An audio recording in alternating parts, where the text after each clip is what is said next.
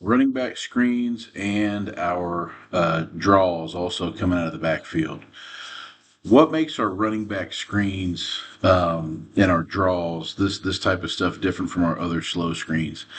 At the end of the day, the difference really has to do with the fact that these kinds of screens, they're going to occur near the box, okay? Which means that we're going to require a greater deal of deception and a bigger focus on technique from the offensive line and the quarterback. And what I mean by that is, as we really like go into any game week versus an opponent, these screens were really talking about specific people involved in the pass rush because we've got to get certain defenders to commit in order to be able to run these screens. And so we really teach these a little bit, we categorize them different because of the way that we teach them. It's a little bit more specific to the opponent each week.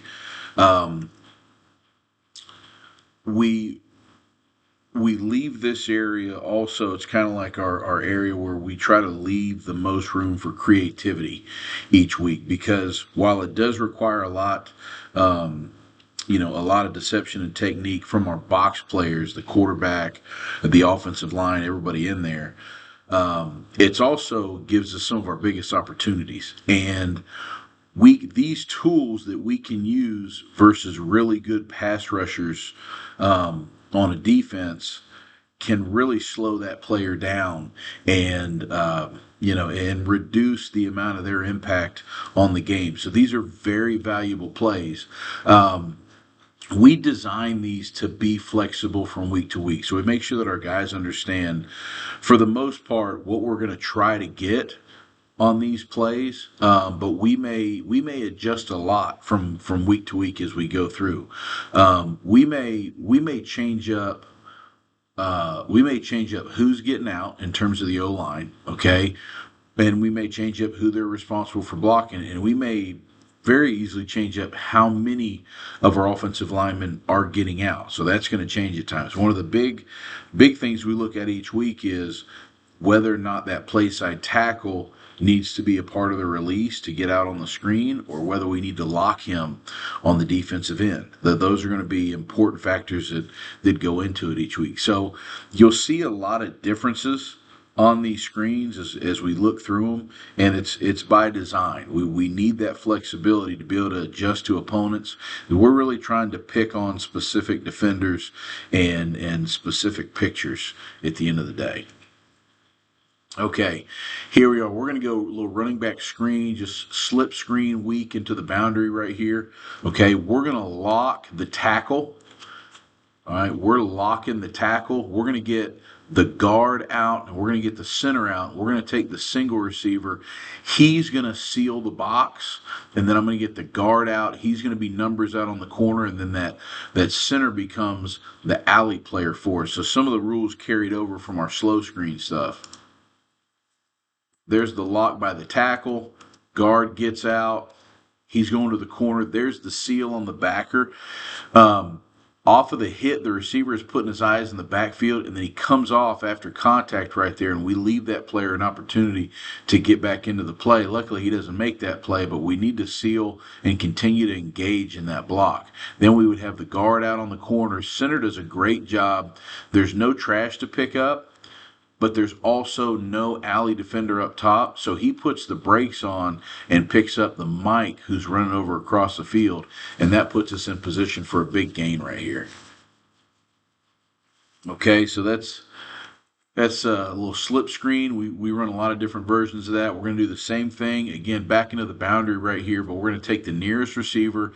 He's going to seal the box linebacker, and then we're going to take the outside receiver, and we're just going to run him off. Okay, and his job at the end of the day was, we want to run you off, and between the middle high safety and the corner, we want you to occupy some part of that deep coverage. Okay, now, and we made some changes on who was getting out because we knew that the numbers were going to be a little different at the edge.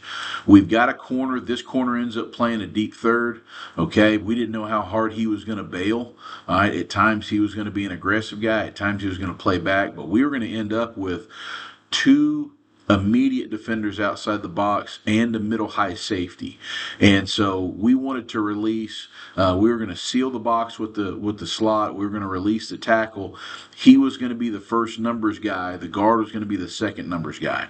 So however it played out, we were going to set their angles. It was going to be these two for these two, and then the center would get to be out and run the alley, and he'd be able to check for trash and run the alley, and he would be the middle high safety guy. And we would loosen all that up by just running this off and hoping we could hold that coverage as long as we could so we could get in front of those guys.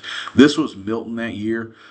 These guys were really pretty fast. I believe they won the state championship this year, and so we needed to have some extra answers right there to loosen the area up on the screen. Okay, we miss picking up the trash right here. This would have been a great opportunity for the center to be able to pick up the trash, and we might have had us a better play. But really, the things that are hurting us right now on the play, we're not getting the block on the backer in the box. We're not getting him sealed. And the kick out block on the outside backer, we're not getting him kicked. He makes, after engagement, he gets back underneath us, and so they're able to make a tackle. But you can see where our guys are getting to. We're sealing the first one. We've got 2 for 2 running outside the box and a trash alley player. Okay, and if we handle those first 2 blocks, then the trash may not end up being a problem. Seal the box, get 2 for 2 out, and a trash alley player. Should have had us a better play right there. Okay, same version. This time we're going to lock up the tackle. Okay, so the tackle is going to be locked. We're going to get the receiver sealing the box, and then we're going to get guard and center out. Guard's going to be the numbers player. Then we're going to get the center out running the alley. And there it is, comes into play. That's how we want it to look. There's the seal, kick the numbers. Okay, alley player does a good job turning back inside, and we turn it into 6 points right there. We match this up with a little bit of motion right here just to kind of pull eyes, have some eye candy. All right, something we can look off. Then they come back to the running back.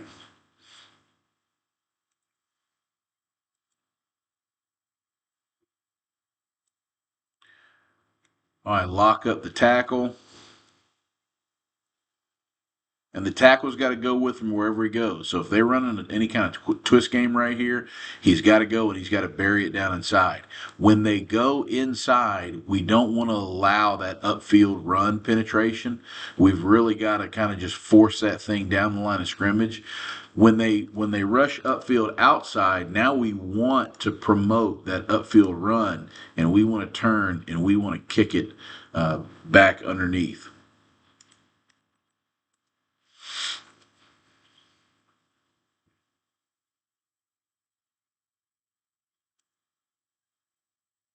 All right, going back again to a 2x2 set. Okay, we're going to go back into the boundary with it. Slot is going to seal the box.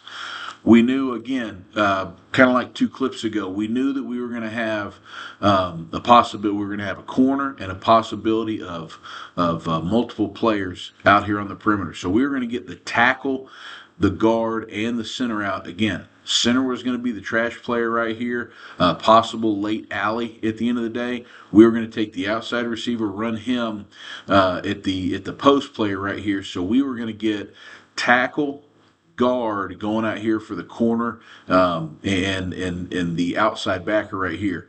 This is the first box backer. That's who we were going to seal at the end of the day, and then the center would have a chance to either pick up trash or pick up the other box backer running across. And we get the seal on it right here. Okay, we probably needed to pick up trash, and we do turn back on it, but we got to do a better job picking up that corner as well. That tackle has just got to run through that block at the end of the day. We've got an opportunity. You can see we've got green grass. Okay, if we go finish a few blocks right here, we can go make something big happen. All right, so we end up going +5 on that one.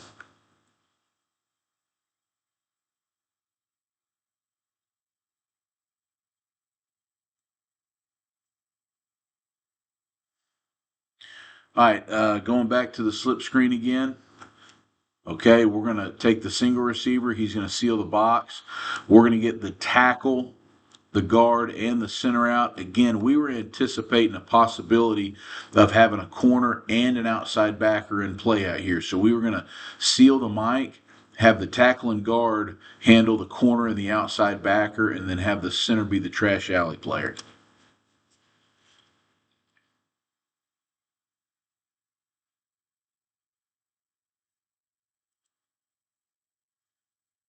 All right, so we're going to seal the mic. Good job getting him right here. Tackle gets out, guard gets out. Guard needs to take a flatter angle.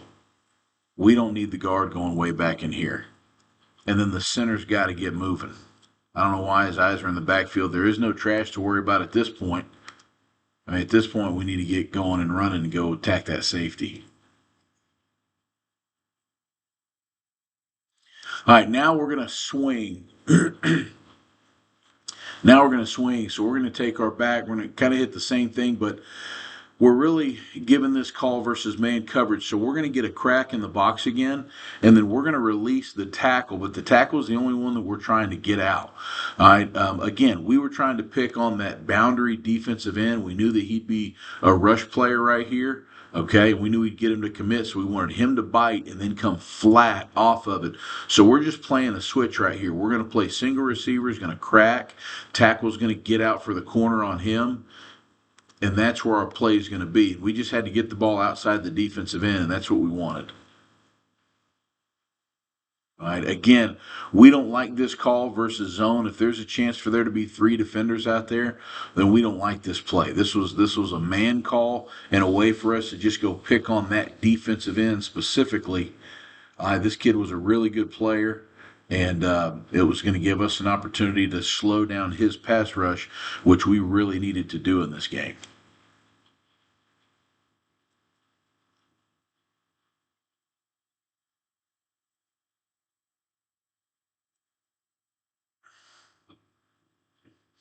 Okay, another thing that we'll do is we'll do setups off of our sprint out. Okay, so one of the things that will work is our shovel pass. Okay, going back inside. So we're working sprint out action, but in the box we've got the O line running power. Okay, and then that pulling guard is just looking for, hey, you're either kick out. All right, you're either kick out on the C gap player, or if the C gap player is going away, then you should be pulling up inside the box. Okay, and the quarterback's just going to read the edge on the sprint out. We've got a route in play, so we're actually looking at the 5 yard out. And we're looking to this one. Okay, but if they're going to play out to it, we can flip it back inside. And if we stay tight with the guard pull, because the C-gap player squeezes, but he plays back out. If he can come off of that sooner and just get vertical, you can see where we're going to have us a big play right here. We miss on the back block by the center right here. He ends up getting out of it. All right, but we got a chance for a big play. We go for +5 right here. But these are some things that again, we're going into that game and we're looking specifically at certain defensive linemen and saying, hey, what can we do to slow down this pass rush or get this guy to play with big eyes and not with his ears pinned back and just going after it. All right, same situation right here. Just another way for us to get to that shovel. Okay, we're showing sprint out and we're just playing off of that defensive end. As long as that defensive end widens with us, we'll flip it back inside. Okay. We go for +4 right there. All right, and then we'll also set up throwbacks off of the sprint out. So instead of the shovel, we'll come across and set up the throwback over to the tight end. Now we're asking that O line, hey, we want to sell the sprint out for a two-step right here. Okay. Sell the sprint out for a two-step, and then as we're going to get out, we're going to go tackle, guard. You guys got kick out, seal the box, and we're going to try to hit this thing, not running back outside. We want to hit it upfield and split those two blocks. So we got kick out, we got box, and then we got that center working back to be the trash player. You can see the center pick it up, and here's the lane that we want to get. We just got to not miss that block right there, and we can run right up this hash. You can get a better shot of it from the back half. All right, there's the setup. We pin that defensive end player down inside, pin, release, get the throwback. Okay? And this is where we go wrong with the tackle. The tackle takes too wide of an angle. We end up on the outside shoulder. We want to be inside out, kicking that, and then we can follow the guard just like we're getting alley run through by the guard. So we want to be kicking out. That's the block that we want. We want to kick that out, let him lead on that one, and then the center's going to trash alley it, and now we get to go run right up the hash. Either it goes inside or it goes outside that block. These little screens that we get to try to set up again, we were setting this up because that defensive end, all right, for that team was a good player. He was going to be a problem that night, and we needed to slow him down. We wanted him to play with his radars up and not being able to just go pin his ears back and go after the quarterback all night. Okay. All right. We also will work draw off of our sprint out. So we do run some sprint draw, okay? And what we're trying to use against them is, again, this is a play that we got to set up. It's a curveball play. So things that we got to get to happen. We need the defensive end to play, to widen out here, and we're trying to pull the mic out with the sprint out game, okay? We're going to quarter turn with the O-line, and everybody that ends up in their gap away from the handoff, they're just going to drive block and force it out. So we should end up with, we've got 5 offensive linemen.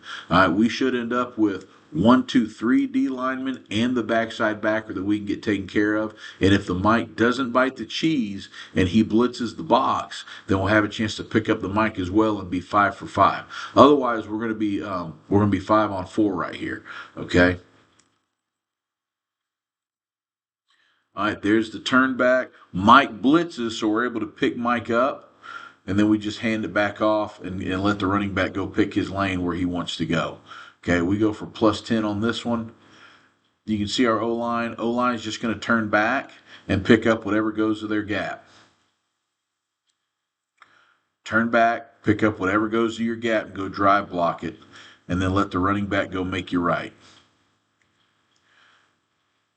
We need as many different curveballs as we can get off of our sprint action, okay? Because it's a great way to kind of manipulate the defense and force those guys to get moving in directions that you want them to move. Same action right here, working the sprint, all right? Quarter turns by the O-line, and then it's just opening up some lanes for us. All right, we need to get a better, right here by our right tackle. We want to be aggressive, but we've got to be able to go fit and get our hands on it and not let that player go run back upfield and make a play on us.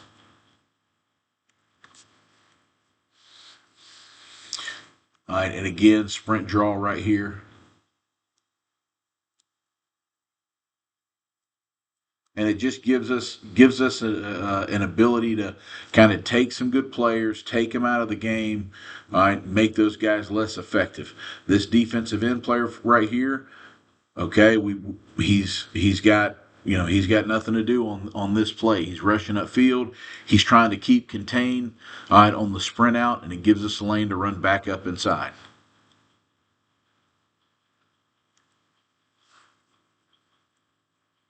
You can see it from the back end right here. Their 3 technique does a really good job fighting back through it. All right, and we'd like to see allow him to continue to penetrate and drive block him through that way. Instead of trying to stop his penetration, we give him a chance to loop back out. We give him a 2-way go. We should have let him continue to penetrate and let that guy run upfield and we can go run around it. So you can see with these plays, we're really trying to pick on specific defenders, whoever those best pass rushers are, and try to work screens off of them so that we get them playing, with eyes in the back of their head all night, okay, instead of just feeling like they can just tee off and go after the cue. All right, we like to use these, whether we're setting it up off a drop back, pass action, or whether we're, using some type of sprint out. These can be really specific each week, so we try to be flexible, and we're always trying to be as creative as we can possibly be. So that does a lot to help slow down that box pass rush, all right, throughout the night, which has a big effect on the game.